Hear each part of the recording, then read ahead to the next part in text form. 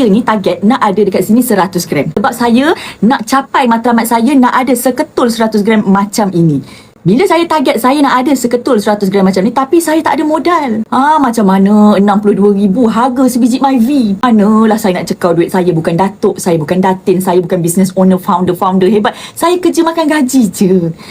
Ini nak beli terus 62,000, tak ada. Jadi apa yang saya buat tadi? Saya menabung secara sedikit, saya kumpul. Ada lebih, saya masuk lebih. Tak ada lebih, saya diam-diam. Ada lebih, saya tak menabung. Ada lebih, saya masuklah lebih-lebih. 10 gram, 18 gram. Bila tak ada lebih, saya tak masuk. Jadi dulu pun saya pernah buat tuan-puan, yang mana pada bulan 2 saya buat target waktu birthday saya. Birthday saya 14 hari bulan 2.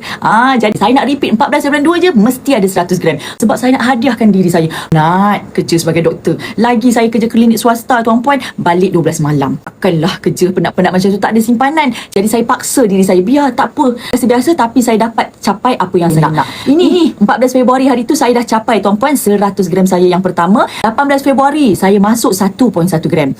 Disember 24, Disember 16 saya masuk sedikit-sedikit. November 19, 17 November, 15 November, Allahu Akbar, banyaknya doktor masuk. Banyak kali, bukan banyak jumlah, 0.6 je. Nampak tak? Banyak kali. Tapi jumlah kalau kira berapa ratus je. Nampak tak? 5 November, 4 November, baru ada nampak 2 gram kan. Kalau tidak tengok ni 0.6 pun ada, 0.8 pun ada.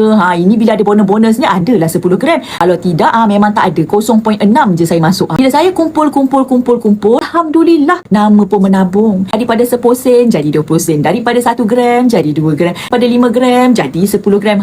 Jadi dengan public goal saja kita boleh menabung. Semua orang boleh. Jangan ingat kerana saya doktor, saya boleh. Kalau tidak kenal dengan public goal, saya pun tak ada 100 gram tuan-puan.